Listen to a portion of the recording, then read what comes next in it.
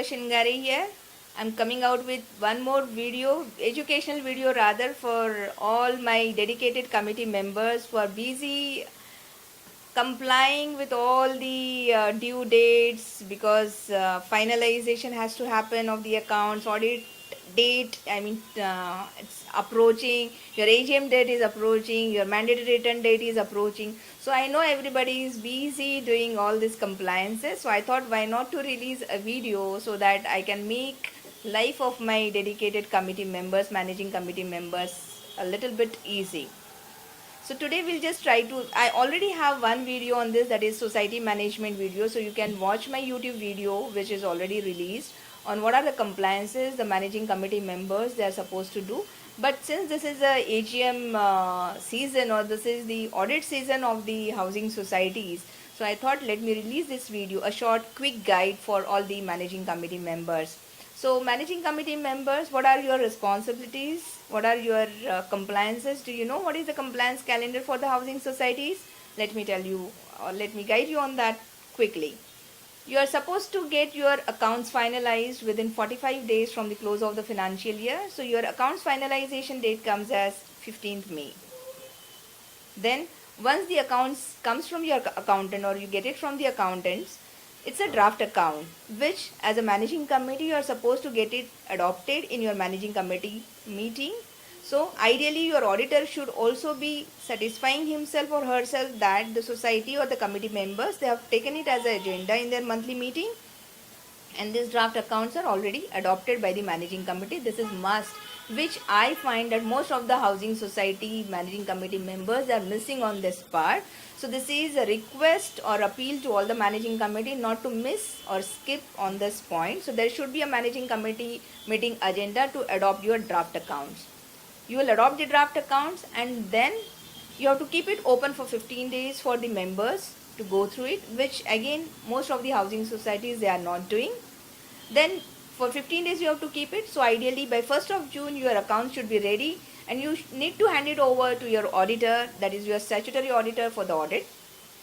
The audit compliance date as per the provisions of the act is within 4 months from the close of the financial year. That means for a society, I would like to make it very categorically clear that this audit compliance date of 31st July, that is 4 months from the close of the financial year, that is it comes 31st July, it is for the housing societies shall get their accounts audited. That means it's the responsibility of the managing committee of a housing society to see to it that they will get their accounts audited on or before 31st July.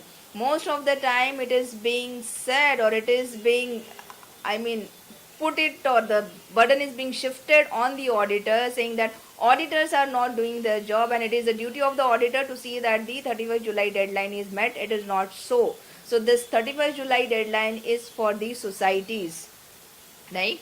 So once your accounts are audited by 31st July, you should try to see that your accounts would be handed over to your statutory auditor by 1st of June, so that your statutory auditor would also get a quality time and he can give a quality report of your housing society audit. So at least 1 month he should get, minimum 1 month he should get for your audit. 1 to 2 months is being prescribed. So at least 1 month you should give to your auditor so that he can give a quality audit report. So once your audit is done, your auditor, while doing the audit, ideally he or she is supposed to send you the queries on whatever areas they are covering. So there should be an audit checklist which is being followed by the statutory auditor, and as and when, the moment, the way the audit is progressing, they should keep sending the query sheets through email to the office bearer, so that the compliances or the rectification on the queries can happen there and there itself, so that in final audit report there would be less things to be pointed out. Let's say if it is a vouching related queries, there are signatures are pending or something like that. So this is something which the auditor also they need to take care of. So once these queries are being sorted out, then the draft audit report. So it becomes a responsibility of the statutory auditor to discuss the draft audit report with the managing committee before he releases his final report. So even managing committee is supposed to make it a point that your statutory auditor will discuss the draft audit report with you, and it needs to be specifically minutized that the draft audit report is being discussed in the managing committee meeting, because even the auditor is supposed to put it in the audit memo, that is 1 and 28. There is general memo where he is supposed to write when he has started the audit, when it's completed, whether the report is being discussed, and when he has issued the memo, right? So here that date of discussing the draft audit report, it is of significance even for the auditor. Once the audit is done, once the draft audit report is being discussed, then you people, you are into like what is the agenda. You will be preparing the AGM agenda, that is the work and the annual report of activities. Preparing the annual report of activities is equally important, or it is must, because if you see section 75, section 75 talks about the annual general meeting, how it is to be conducted, what should be the agenda, what should be what are the points you are supposed to keep in the agenda, what are the things that should be covered in your AGM agenda, what is it, how many days notice you are supposed to give. So all these points are there, or all these provisions are there in section 75. And if you see section 75 too, it specifically talks about the agenda for the AGM. So when you are sending the AGM notice, you are supposed to give the agenda of the AGM. So agenda of the AGM has to be categorically as per section 75 too. This also, when we audit the societies or when we see the litigation part, we see that sometimes, not sometimes, most of the time, the AGM notices are not issued as per section 75(2). And then if you are having a member, or there may be one or two members who knows the act or rules or the provisions, they may take you to task on this particular point, saying that the AGM notice or the AGM notice is not as per the agenda which is being prescribed under section 75(2). Now what are the major things which your agenda should cover is appointment, adoption of your accounts. Second is appointment of the statutory auditor. It should have the budget, even the budget you are supposed to put. Now this particular point of the budget point is missed by most of the societies. This is never an agenda. This is not being covered as an AGM agenda in most of the housing societies, AGM notices which I see. So this is a request from my end to all the managing committee members to ensure that you will keep the annual budget for approval for the in front of the general body. Now which year's annual budget you will keep? Let's say now you will be conducting your AGM, your due date is 30th September for conducting the AGM. So if you are conducting your AGM, let's say on the cutoff date is 30th September. So let's say you are keeping your AGM somewhere in September 2019. So ideally the annual budget you should put forward is for 2021. So even we see in the while doing the audit, we see that okay, there are societies which are keeping the agenda as annual budget, but the annual budget would be for 18-19. Now the point is, your audit is for 18-19, but when you are keeping budget means budget is always for the future financial year. So ideally you should keep in this AGM the agenda or the budget agenda should be for the financial year 2020-21. So most of the committee members or the managing committee, they are missing on this part. Then another crucial point is about the rectification of the audit report. This is also being missed out in the AGM agendas that I see. If you see section 82, it talks about rectification of the audit report. That means once the statutory auditor he or she submits the audit report to the society, a responsibility is being cast on the managing committee members, especially on the office bearers, to ensure that there would be a rectification of all the irregularities which are being pointed out by your statutory auditor. So you need to do the compliance on those aspects or those points which are being pointed out, or the queries or the irregularities which are being pointed out by your statutory auditor. And the cutoff date or the due date for submission of this rectification report in Form O, there is a form which is being prescribed. The form is Form O. So the committee or the society or the office bearers, they have to ensure that the rectification of their audit report will be in Form O, and the rectification report has to be submitted within 3 months from the date of the audit report. So your date of audit report, you have to take it as a base, and from there within 3 months you have to prepare the rectification report. You have to give the rectification report copy to your ward office, that is your deputy registrar office, and one copy you are supposed to hand over or to your statutory auditor who has audited your society. Because even for the statutory auditor, it is it is a responsibility cast on the statutory auditors also, that they are supposed to offer the remarks or the comments on the rectification or the compliance which is being done by the society. So let's say there is one point that this is not being done. Now society says that okay, we have done this is the resolution or this is the date we have done.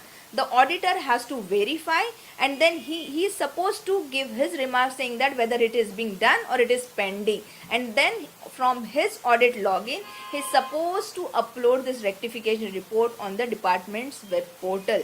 So this is also equally important. The another agenda which is an important agenda for the AGM is appointment of the statutory auditor. Now who should be appointed as a statutory auditor? It should be a panel auditor. So who is the panel auditor? The department has got their website. It's a web portal, that is mahasahakar.maharashtra.gov.in. So if the committee members or if the office bearers, if you just log in or if you visit this web portal, on the front page itself there is a list of the panel auditors. So you can select the panel auditors, you can view the profiles of the panel auditor there. Once you click, you can find out the auditors in and around your area. You can view their profile, and then ideally, this is the ideal situation how the auditor is to be appointed, because it is the responsibility of the management committee to see that the panel auditor is being appointed. The person to whom you are appointing or the firm to whom you are appointing should be there on the panel of the department. If you are not appointing a panel auditor and the person who is appointed, if he is also accepting knowing that he is not there on the panel, then there would be issues, compliance issues, and there would be further issues to the society also and to the auditor also. And in such case, the audit will not be treated as a statutory audit, but it will be an internal audit. So you can visit the portal, you can get the profiles, you can shortlist the profile, and then you can put forward a name, or you can, in fact, the actual or ideal position or how the auditor is to be appointed is, because your bylaw says, your provision says the auditor should be from panel audit which is being maintained, and the person should be you can continue him or her for the consecutive period of 3 years, right? So what normally we find is how the auditor is being appointed. It is the management committee, it is the managing committee members, the office bearers who are conducting the AGM. They will say, okay, we have filtered, we have shortlisted XYZ firm as an auditor, and then general members, they say yes, we are okay or we are not okay, and then it gets minutized. Actually, ideally the position is the committee members, they are supposed to keep the profiles in front of the general body. Let your general body go through the profile of the statutory auditor, let them understand with whom they are going to connect, because appointing the statutory auditor falls within the purview or jurisdiction of the general body. It is not the management committee's call. No delegation can be given to the management committee to appoint the auditor. So even the resolution saying that this is delegated to management committee and they can appoint the auditor and they can decide on the auditor is not acceptable. So when your draft minutes are being circulated to the members kindly ensure that the name of the auditing firm, if it is a chartered accountant firm, then the name of the chartered accountant or his or her firm, if he is a GDCA, his or her name is properly minutized, then that becomes a proper resolution appointing the statutory auditor. And the auditor has to be appointed by doing a filtration criteria. The way you are giving contracts, you are calling the vendors, you are asking them to be in front of your general body, and then you decide on whether you want to appoint Mr. A, Mr. B or Mr. C. So same way, why not to apply this analogy even to the auditors? So this is my humble submission to all the managing committee members, that don't just appoint the auditors which you feel that they are the right one, right? Another point which I find or which I observe personally is, normally the accountants, normally in housing societies, there would be a society manager, there would be accountant who would be taking care. The accounting and billing activity is outsourced to third person. So normally your accounting and billing activity is being taken care by some other person who is into this accounts writing job. So normally these auditors sometimes may not be always 100%, I'm telling this, but most of the time this accounting person will be in tie-up with some auditors. So there is no independence to the audit. Okay, I'm not saying that it is 100%, but this is just my observation, and this is a sincere request again to the managing committee members, because if you are asking your accountant itself whom you should be like, कौन है auditor, किसको appoint करना चाहिए, and if your accountant is giving you the names of the audit firms or the auditors, then I think you should be very very careful, because then you will not get the quality work, the quality audit report will not be there. The points or the important points which as a committee member which should be a concern area, which should be red flagged, may not be red flagged and they may not reach you. So this is a particular thing which I think I should stress upon, because when you are appointing the auditor, because this audit will become the base for your further litigations, right? And unnecessarily even the auditors would be brought into the net. So even the auditors or the statutory auditors should ensure that they will be appointed properly. Their appointment would be through the AGM. It is not that you will have a management committee resolution to do the audit. So ensure that you will have a AGM resolution. You will give your consent. You are within the four corners of the provisions of the act, and then only you will be auditing. Submit your audit reports on time and see to it that you will be complying with all the provisions. Then most important another point which is not related to AGM agenda as such, but the important compliance after this AGM or post AGM would be filing your mandatory returns. Now what is mandatory return? There is something called section 79(1)(a) and 1(b). So section 79(1)(a) wants the housing societies to upload some documents, some six to seven returns online through the departmental web portal. That means each and every housing society will have to get themselves enrolled on the department's web portal, and through that portal, through your login, through society login, you are supposed to upload these mandatory returns. If these returns are not filed on or before 30th September by the housing societies, then there is a clause of penalty. It's an offense under section 146, and there is a penalty of 5,000 which can be imposed on the society. And if the committee members, managing committee members, if they are not ensuring that this mandatory compliance or the mandatory returns are uploaded, then that can become a point for their disqualification also. So this is just an alert point which I would request all the management committee to be, they should take a serious note of this. Then there is another return which is section 79(1)(b) return, which is return of the auditor. Now what is this return of the auditor? This is the return of the auditor, that is a statutory auditor, whoever you are appointing in AGM. So his return, his or her return needs to be uploaded on department's website through the society login within 1 month from the date of AGM. Now here also, since the wordings are within 1 month from the date of AGM, most of the housing societies, they are under the impression, since the date of cutoff date for the AGM is 30th September, so they try to upload the return maybe by 30th October or 31st October. Kindly read, the wordings are within 1 month from the date of AGM. That means if your AGM has happened on 15th August, you are supposed to upload the return by 15th of September. So in that case, it is not 30th September, 30th October or 31st October. So this is another point which I feel the management committee member, they should categorically should ensure, because these are compliances which as a committee you should make. Otherwise they fall under the section 146, which talks about the offenses, and there is a penalty clauses like maybe 5,000 penalty or disqualification provisions are also there on this particular point. So these are some of the points which are related to your AGM.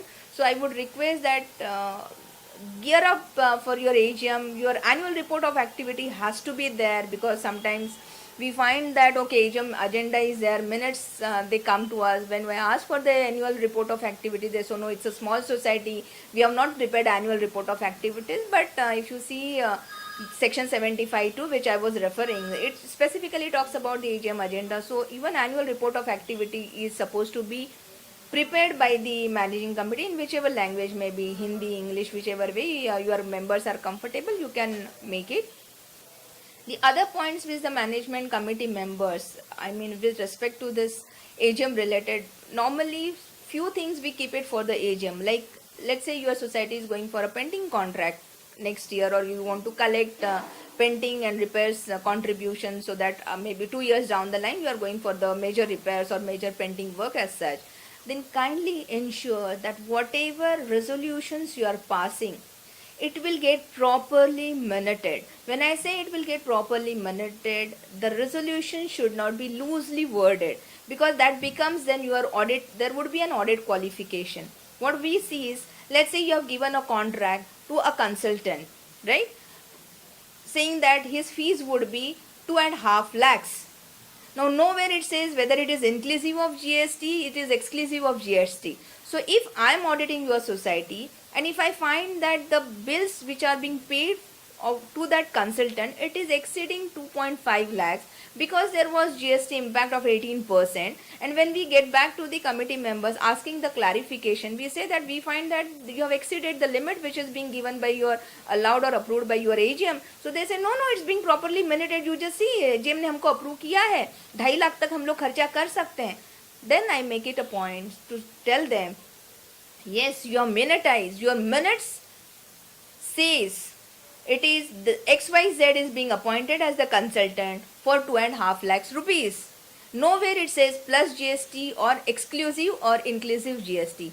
So this is a point. For me, it becomes an exceeding expense. That means the society or the committee has expended more than what is being allowed, even though this is a genuine or a legitimate expense. So to avoid this kind of audit qualification, I would request the committee members to ensure that whatever points or whatever approvals you will be taking, make it a point to see that the minutes would be properly drafted, saying that it is including GST or excluding GST. I think this was a smaller point, cutoff point, but I thought let me share that point also. So if you have any queries on your AGM compliances, AGM related compliances, or any other compliances, then you can really get back to me on my email ID, that is ssca28@rediffmail.com. You can follow me on my blog, that is CA Shilpa Shingare Real Cooperative Info blog, where you can put your queries. I would try to respond to your queries. Be specific when you are writing your queries, because I find that members are write like 1-pager or 2-pager queries, and it should be a general query. If you have specific queries, you can very well visit our office also. Thank you.